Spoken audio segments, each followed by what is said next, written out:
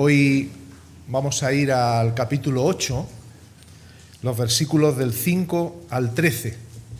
El título del mensaje de hoy es La sanidad del criado de un centurión. Como conocéis la historia por los evangelios, tanto aquí como en Lucas, se hace un relato de esta sanidad del criado o del siervo de un centurión. Vamos a leerlo según Mateo, como digo, en el capítulo 8, a partir del versículo 5. Evangelio según San Mateo, capítulo 8, versículo 5, dice así la palabra de Dios. Entrando Jesús en Capernaum, vino a él un centurión rogándole y diciendo: Señor, mi criado está postrado en casa, paralítico, gravemente atormentado. Y Jesús le dijo: yo iré y le sanaré. Respondió el centurión y dijo: Señor, no soy digno de que entres bajo mi techo. Solamente di la palabra y mi criado sanará, porque también yo soy hombre bajo autoridad y tengo bajo mis órdenes soldados, y digo a este ve y va, y al otro ven y viene, y a mi siervo haz esto y lo hace. Al oírlo Jesús se maravilló y dijo a los que le seguían: de cierto os digo que ni aun en Israel he hallado tanta fe. Y os digo que vendrán muchos del oriente y del occidente y se sentarán con Abraham e Isaac y Jacob en el reino de los cielos, mas los hijos del reino serán echados a las tinieblas de afuera. Allí será el lloro y el crujir de dientes. Entonces Jesús dijo al centurión: ve y como creíste te sea hecho. Y su criado fue sanado en aquella misma hora. Que el Señor bendiga esta porción de su bendita palabra y que también la aplique a nuestro corazón. En los capítulos 8 y 9 vemos una serie de milagros, por lo menos 9, que Jesús hace después de dar el sermón del monte. Así que Jesús está en el monte, ya lo explicábamos la ocasión anterior, baja del monte, se va hacia Capernaum, ocurre la sanación de un leproso, una sanación que, como veíamos, nos indica que Jesús es el único que puede limpiar de manera definitiva el pecado que nos incapacita para relacionarnos con Dios y para disfrutar de su gloria. Y ahora, a continuación de la sanación de ese hombre leproso, nos encontramos con otra curación que Jesús hace, en este caso a distancia. Jesús ni siquiera está delante de aquella persona a la que va a sanar, que era, en este caso, el criado de un centurión romano. Y bueno, para situarnos, ¿verdad?, creo que todos tenemos este fondo histórico que es necesario para leer los evangelios, pero hoy diremos que estos centuriones eran oficiales del ejército invasor, el cual había invadido toda la tierra de Palestina y otras muchas tierras, y Roma, que era aquel gran imperio, había subyugado a todos estos pueblos, incluido al pueblo judío, al pueblo que habitaba en Palestina. Entonces, este hombre gentil, no era judío, oficial de este imperio invasor, tenía a su siervo enfermo, a uno de los que le servían. Para los judíos, todos los gentiles eran en cierto modo despreciables. Todos los que no eran de su raza, no eran de su nacionalidad, eran inmundos, eran personas que eran hasta cierto punto, como digo, despreciables. Especialmente si pertenecían a ese imperio de Roma, a esos a los cuales había que pagarle un tributo, a esos los cuales eran los que gobernaban de manera política sobre aquel territorio sin ser su tierra. Y es por eso por lo que les consideraban enemigos, les consideraban inmundos, gente que no merecía ningún favor divino, ya que tenía subyugado al pueblo de Dios. Pero tenemos que ser fieles a lo que dice la Escritura, y es que en el caso de este centurión que se presentó delante de Jesús según el Evangelio de Mateo, o envió a personas para que intercedieran por él según Lucas, de una manera o de otra, este centurión romano era alguien especial. ¿Y por qué era alguien especial? Porque no era alguien odiado por el pueblo. No era alguien a quien tenían cierto antagonismo los judíos, sino al contrario. Era una persona gentil, pero era una persona amiga de los judíos. Tanto es así que si leéis en la porción de Lucas capítulo 7, de los versículos 1 al 5, que ahora no vamos a leer, ¿verdad? Lo podéis leer en casa. Si leéis Lucas, se nos dice que era una persona que amaba a la nación judía y que les había edificado una sinagoga. Es decir, que dentro de los gentiles que eran despreciados y los del Imperio Romano más, este hombre era alguien que era aceptado por el pueblo judío. Era amigo de los judíos. Era, como vemos en otras personas que se nos relata en el Nuevo Testamento, era un temeroso de Dios. Era alguien que, no siendo judío, respetaba a Dios y también respetaba al pueblo de Israel. Es interesante notar, hoy ya lo leíamos, que hay varios casos en el Nuevo Testamento de personajes como él que se mencionan y de los que se habla de manera positiva. Por ejemplo, el centurión que estaba al pie de la cruz que leía Alfonso antes. Ese hombre que dijo verdaderamente este hombre es hijo de Dios, cuando se refirió a Jesús, era un centurión romano también, ¿verdad? Y hay otros casos más, incluso de alguno de ellos que se incorporó a la iglesia del Señor. Sin embargo, en cuanto a la vida de este centurión romano del que hemos leído, nosotros ignoramos lo que sucedió después del encuentro que tuvo con el Señor Jesús, porque la Escritura no nos dice nada más de él. Nosotros suponemos que el impacto que las palabras y que el poder de Jesús hizo en su propia vida y en la de su criado, esto le dejaría, ¿verdad?, una marca de por vida a aquel hombre y su vida sería transformada. Pero como digo, esto solamente es una suposición, ya que la Biblia no lo dice de manera explícita. Así que estamos situados, ¿verdad? Jesús entra en Capernaum y se encuentra con este centurión romano que le pide que su siervo está enfermo, que tiene un criado enfermo, al cual él tiene un afecto especial y le pide: Señor, sánalo. Y Jesús tiene una conversación con él. Ahora, quiero hacer aquí un paréntesis que lo considero necesario. Si esta predicación hubiera sido dada hace 50 años, lo que yo voy a decir ahora no hubiera sido necesario decirlo. Pero en el 2023 hace falta decirlo. Y tenemos que asumir todos estos retos que nuestro contexto cultural y nuestra generación nos marca, dado que hay que dar una explicación bastante necesaria en cuanto a este texto.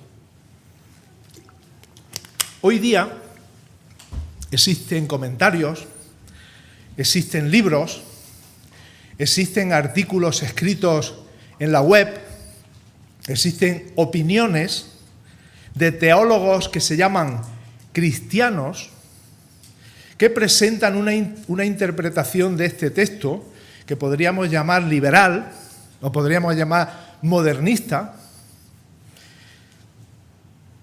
que tuerce lo que el consejo de la Biblia, el consejo más general de la Escritura, nos quiere decir. Y yo, de manera personal, creo que no persiguen buenas intenciones. Los creyentes más nuevos pueden leer y escuchar no la Biblia, sino los comentarios que estas personas hacen y pueden sentirse confundidos. Por eso hace falta, como digo, en el 2023, que ya estamos, hace falta ponerse al frente, echarle valor y decir estas cosas, ¿verdad? Porque, como digo, hace 50 años no hacía falta, pero ahora sí hace falta, porque hay cosas ya escritas y cosas que se están difundiendo que creo que van en contra de la fe. Y digo, ¿en qué me voy a basar? En torno a nuestro texto de hoy existe una enseñanza falsa que he leído y que no puedo pasar por alto, y como digo, la he visto en diferentes artículos y libros, y esta enseñanza falsa afirma que el criado y el centurión tenían una relación sentimental. A lo mejor tú que estás ahí sentado dices, ni se me había pasado por la mente. Leyendo la Escritura jamás hubiera pensado que nadie podía interpretar este texto así. Pues sí, lo interpretan. El centurión con su criado o con su siervo tenían una relación porque eran homosexuales. Esto lo explican por el interés de ese centurión de ir a Jesús y decirle, mira, quiero que salves a este criado mío, quiero que lo sanes, porque es una persona especial para mí. Y dicen, especial para él es porque era su amante. Y luego, ellos dicen además, estas personas que interpretan de esa manera, dicen que la palabra usada para describir el criado o el siervo es una palabra que también se presta a esas interpretaciones torcidas. Y aquí tenemos que ir despacio, hermanos, y por eso digo, he abierto un paréntesis y lo quiero cerrar ya. Ya creo que estoy tardando demasiado. Vamos a cerrarlo pronto, pero mirad una cosa. Vamos a entender bien lo que digo. Jesús podía haber sanado a un muchacho homosexual sin ningún problema. Jesús no tenía problema para nadie. Y esto tiene que quedar claro, ¿eh? Jesús le dio de comer a 5.000 personas y no les preguntó nada de su vida espiritual, absolutamente nada. De hecho, él sabía que muchos de los que estaban comiendo el pan gratis iban detrás de él por eso, porque comían el pan gratis y no tenían vida espiritual ninguna, ni iban a creer nunca en él.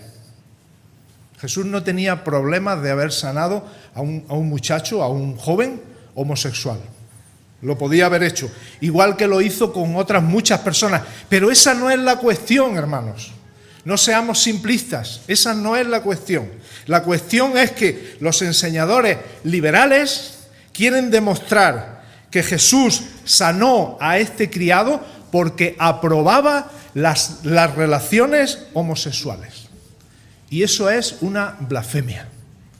Y lo tenemos que decir claro. Porque Jesús enseñó en otros lugares sobre el matrimonio. Y dijo que según el diseño de Dios desde el principio, la única forma legítima delante de Dios de unirse dos personas en una relación íntima es a través de estar casados mujer y hombre y mujer. Él no admite ningún otro tipo de relación íntima. Entonces Jesús eso lo dejó claro. No podía aprobar lo que estas personas dicen que Jesús aprueba. Ahora, ¿cuál es la palabra? Porque hemos dicho antes que se basan en que la palabrita que se usa para criado es una palabra que se presta a pensar estas cosas. La palabra para el criado sanado es la palabra pais, griega, que significa joven, significa siervo o significa hijo. Esas tres cosas. Joven, siervo, hijo. Y como veis, eso sí coincide con nuestro texto. Era un criado joven, era un siervo y era como un hijo para este centurión, posiblemente porque era hijo también de otros siervos suyos y había nacido en su propia casa y este hombre lo quería como si fuera un hijo suyo. Pero, hermanos, os lo digo porque he consultado muchas fuentes, en ninguno de los léxicos griegos más respetados esta palabra pais puede ser o puede significar amante, en ningún léxico que se precia. Y eso armoniza con la petición del centurión. Era una persona especial para él, era un siervo amado, querido, etc. Hermanos, ¿es tan difícil interpretar la Biblia a través de lo que dice y no a través de lo que no dice? Por favor. En Lucas se le llama que era un esclavo, que era un siervo querido para este centurión y no quería que muriese, y por eso le pidió a Jesús: Señor, cúralo. ¿Dice el texto algo más, hermanos? ¿Vosotros veis por ahí alguna cosa más? Porque yo no la veo. Además, os digo otra cosa más. Según Lucas, fueron los judíos los que se acercaron a Jesús y dijeron: Señor, concédele a este hombre lo que te pide, porque es un hombre bueno, ama a los judíos y nos ha edificado una sinagoga. Concédele lo que este hombre te pide. ¿Vosotros pensáis que algún judío hubiera pedido eso si él hubiera sabido que este hombre tenía una práctica de ese tipo? Cuando la palabra de Dios en Levítico 18:22 dice: no te echarás con varón como con mujer, porque es abominación para Dios. ¿Vosotros creéis que algún judío hubiera dicho esto?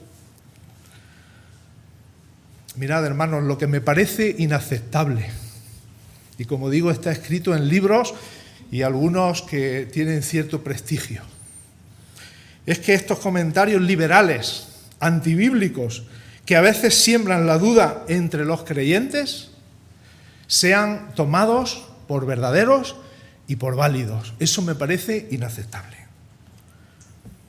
Cuidado con lo que leéis, cuidado con lo que escucháis, cuidado con el internet, cuidado con los artículos y cuidado con todo lo que miremos a través de estas páginas y a través de los libros. Cierro paréntesis. ¿Estáis viéndome? Cierro paréntesis. Y cierro paréntesis es que ya hemos dejado el tema aparcado, ¿vale? Porque en las palabras que yo he dicho no hay ningún tipo de rechazo hacia nadie, ¿eh? No hay ningún tipo de aversión hacia nadie. Estoy solamente leyendo lo que dice la palabra de Dios. Esas puertas están abiertas para cualquiera que pueda entrar o que quiera entrar. Y no se le pregunta a nadie: oye, ¿cuál es tu orientación? ¿Qué piensas? ¿Qué sientes? A nadie. Las puertas abiertas para todos. Por eso damos un mensaje de amor, no damos un mensaje de odio. Esto no es un mensaje de odio, hermano. Es un mensaje de amor hacia todas las personas. Vamos a nuestro texto. Cierro paréntesis. Los judíos se acercan a Jesús. El centurión se acerca a Jesús y le dicen: Señor, este hombre es digno de que tú le concedas lo que te pide. Está su criado enfermo, Señor, concédele que sea curado. Os hago una pregunta. ¿Era digno el centurión de que Cristo le concediera su petición? ¿Era digno? Como no me contestáis nadie, sois prudentes, voy a hacer la pregunta de otra manera, aunque no me contestéis. Las buenas obras, cuando no somos aún creyentes, ¿nos hacen más merecedores de la gracia de Dios que a los demás? No, ahí está la respuesta. No. ¿El camino para acercarse a Dios para salvación es a través de las buenas obras? No. Bueno, ya hemos hablado de sobra, ¿verdad? Y es una iglesia instruida. ¿Estáis dando cuenta de ello? Porque tenemos claro que la manera de acercarse a Dios y decir: Señor, yo presento unos méritos, merezco la salvación más que otros. No. Y ya hemos hablado del pecado, y ya hemos hablado en Romanos de toda la doctrina que tiene que ver con el no hay justo ni aun uno. Todo eso lo tenemos muy claro. Tenemos claro que hay un pecado que nos carga día a día, que todos hemos pecado, que nadie se libra de la culpa, que no hay justo ni siquiera uno delante de Dios, que solamente Cristo Jesús vivió una vida sin pecado. Cuando nosotros tenemos esa duda mundana de no somos tan malas personas, Yo no le hago daño a nadie. Yo soy un buen trabajador, soy un ciudadano bueno, soy un esposo bueno, soy un padre bueno, un hijo bueno. No le hago daño a nadie. Más o menos soy buena persona. Cuando nosotros tenemos esa duda existencial, la Biblia nos contesta de manera muy clara. Todos pecaron y están destituidos de la gloria de Dios. No hay justo ni siquiera uno. Ninguno somos dignos de estar en la presencia de Dios. Ahora, eso lo podíamos contestar con la Escritura y no tendríamos problema. Vosotros lo habéis contestado rápidamente. No, muy bien. Pero aquí en nuestro texto no hace falta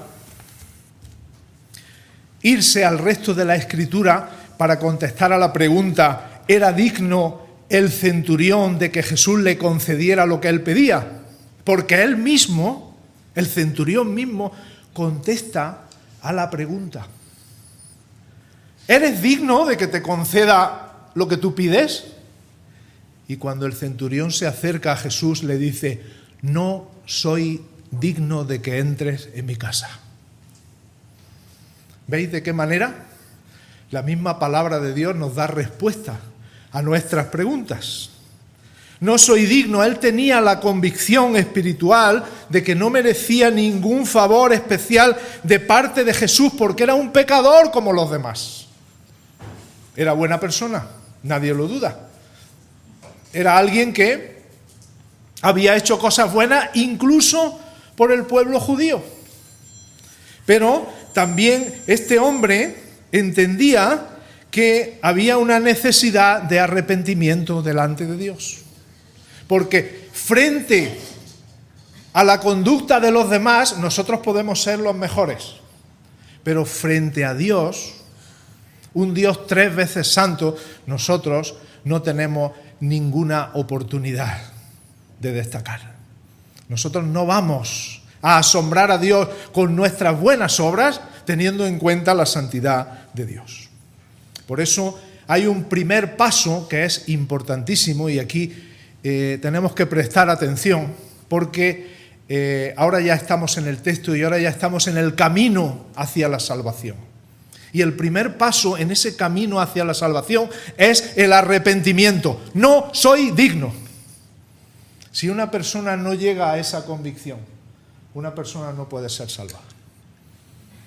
Si una persona llega delante de Dios diciéndole: Señor, aquí estoy, concédeme muchas cosas porque me he portado bien, porque he hecho buenas cosas, porque soy buena persona, porque soy de una familia buena. Después iremos a lo de las familias buenas y a lo de las naciones buenas.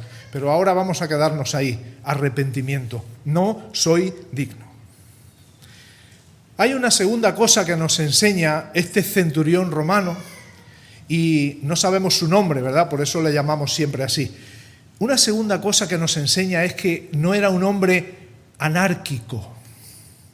Respetaba la cadena de la autoridad. Él era jefe, un centurión mandaba sobre 100 soldados, una centuria. Él tenía a su cargo 100 hombres, a los cuales, como aquí mismo dice, él les decía: ve y me compra una cosa, y él iba y le compraba. Ve y me traes agua, y él le traía agua. Y tenía a 100 personas a los cuales les podía mandar y le obedecían. Pero él también dice que también él estaba bajo autoridad, que él tenía por encima de él a otros jefes, a otros superiores en cuanto a la milicia romana, que le mandaban y él tenía que obedecer. ¿Veis? Estaba en medio. Tenía jefes por encima y tenía súbditos debajo. Él mandaba a algunos, pero a él le mandaban también otros. Lo importante de aquí es darnos cuenta cómo esta es una persona que acude a Jesús diciéndole: Señor, yo sé lo que es la autoridad. Estoy en contra de la anarquía, estoy en contra del desorden. ¿Y sabéis por qué eso le agrada a Jesús escucharlo? ¿Sabéis por qué la Biblia pone estas cosas para que nosotros las leamos ahora? Porque Dios es un Dios de orden, Dicho de otra manera, cuando nosotros somos personas que respetamos la autoridad, estamos dando gloria a Dios, estamos conectando con el carácter de Dios. Tanto es así que el apóstol Pablo llega a decir en Romanos 13 que el que se opone a la autoridad, escuchadlo bien, hermanos, por favor, que esto es ética cristiana también. El que se opone a la autoridad, a lo establecido por Dios, se opone. Y los que se oponen acarrean condenación para sí mismos. Es decir, nosotros no creemos que Dios quiera de sus hijos el desorden, el caos ni la anarquía. Y por eso tenemos, siempre que podemos, tenemos autoridad puesta, siempre delegada de parte de Dios, autoridad puesta en nuestras iglesias locales, en nuestras familias y en todo lugar en donde estemos. Es preciso respetar la cadena de autoridad. Hace falta hacerlo. Vosotros sabéis, y eso es conectar con el propio carácter de Dios, que cuando Dios creó al mundo, dice el Génesis capítulo 1, que la tierra estaba como desordenada y vacía. ¿Sabéis cuál es la palabra que refleja ese desorden? Caos. La palabra griega caos. Y nosotros a veces llegamos a nuestra casa y decimos, esto es un caos. Está todo por medio. No tengo comida. No sé dónde está mi ropa. ¡Qué caos! ¿Y qué hizo el Señor a través de su Espíritu? Convirtió el caos en el cosmos. Otra palabra griega. El cosmos. Lo que está ordenado. Lo que está en condiciones. Cada cosa en su sitio. El desorden se convierte en orden. Ese es nuestro Dios. Y este centurión romano, fijaros de qué manera conectó con el propio carácter de Dios. Yo soy un hombre bajo autoridad. Yo respeto la cadena de orden, la cadena de mando que es necesario respetar, a pesar de que a veces se abusa de la autoridad. Es mejor eso que el mal mayor de la anarquía. Es mejor eso. Arrepentimiento, respeto a la autoridad, y ahora el siguiente paso es la fe. En el camino de la salvación, primero está el arrepentimiento y luego está la fe. Esa fe que expresó cuando le dijo, Señor, no es necesario que vaya a mi casa. Jesús estaba dispuesto a ir a su casa, Señor, cura a mi criado. Yo voy a ir y yo le sano. Y le dijo, no es necesario que entres bajo mi casa, bajo mi techo.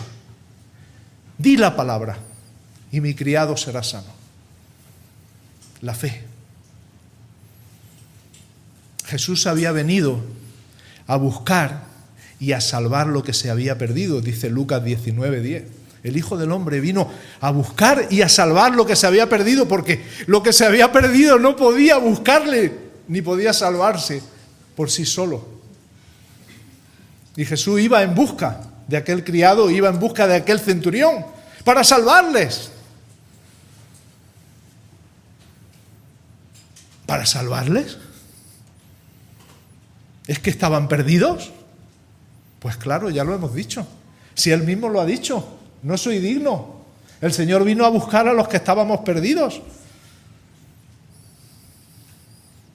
Pero si los judíos hablaban bien de Él, los judíos hablaban muy bien de este centurión.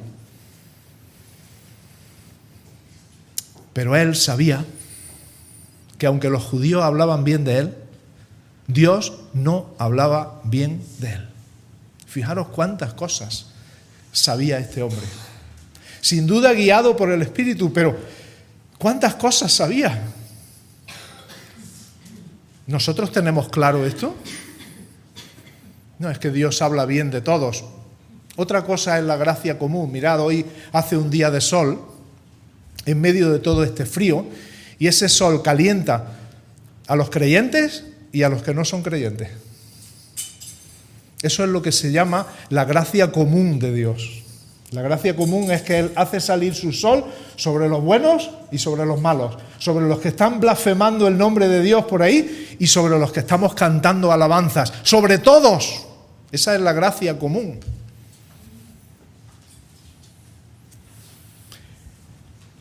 Pero tenemos que tener claro que Dios habla bien de los que están en Cristo. Los que no están en Cristo, Dios no puede hablar bien de ellos. Y no lo digo yo, lo dice la palabra de Dios. En Juan 3:36, que voy a leer, dice: el que cree en el Hijo tiene vida eterna. Dios está hablando bien de ti. ¿Tú crees en el Hijo? Sí, tienes vida eterna. Dios habla bien de ti. Pero el que rehúsa creer en el Hijo no verá la vida, sino que la ira de Dios está sobre él. Dios no habla bien de él. Dios habla mal del que no está en Cristo. Esa es la fe que salva, la fe que tuvo ese centurión. Esa es la fe que nos puede llevar delante de la presencia del Señor, la que reconoce a Jesús como el poderoso Dios, la que se considera indigna de recibir ningún don, la fe que no confía en las propias obras, sino en la obra consumada de Cristo, la fe que me coloca en el lugar que me corresponde, es decir, que estoy perdido y sin solución, la fe que cree en la palabra de Dios, la fe que cree en el poder de Jesús, la fe que comprueba que todo lo que ha dicho Cristo es verdad. ¿Cuál es la filosofía de este mundo? La filosofía de este mundo es: tienes que ver para creer. Si no lo veo, no lo creo. Pero la dinámica de la fe es lo contrario. Hay que creer para después ver. Yo necesito ver para creer, dice el mundo.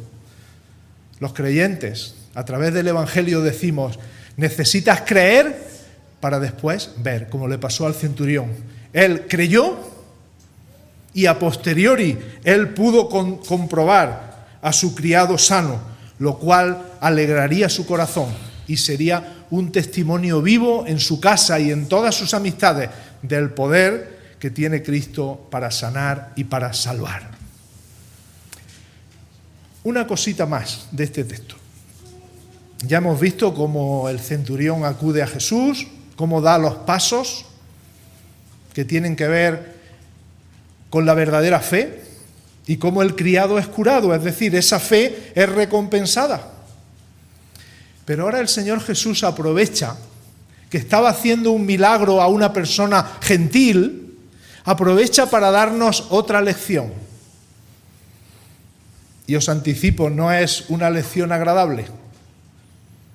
Así es el Evangelio, hermanos. El Evangelio no es todo bonito y todo color de rosa. El Señor dice palabras que nos hacen pensar. Vamos a hablar ahora de una tradición judía que la tenían muy arraigada, y es que ellos decían: al final de todo, cuando se acabe este mundo, habrá un banquete mesiánico. Eso lo creían los judíos, basados en la Escritura. Y tienen razón, porque al final de todo habrá un banquete mesiánico. Pero ellos decían: en ese banquete mesiánico estaremos sentados en unas mesas, como si fuera una boda, ¿verdad? Pensaban ellos. Solamente los judíos. Por fin nos vamos a quitar a los gentiles de en medio. Serán mesas de judíos de raza, en la cual disfrutaremos de una comida abundante, libres de los gentiles. Y Jesús les dice, escuchadme bien, Jesús les dice, escuchadme bien, ese banquete mesiánico no será como vosotros creéis. Eso de que vaya a estar los judíos solos, nada. En la gran fiesta mesiánica solamente se sentarán aquellos que tuvieron la fe de Abraham, de Isaac y Jacob. Nada más. No habrá nadie más. Ah, pero yo es que soy judío de raza, mis padres son judíos, yo tengo una genealogía judía. Sí, y les dice Jesús, tú no te sentarás. Fíjate.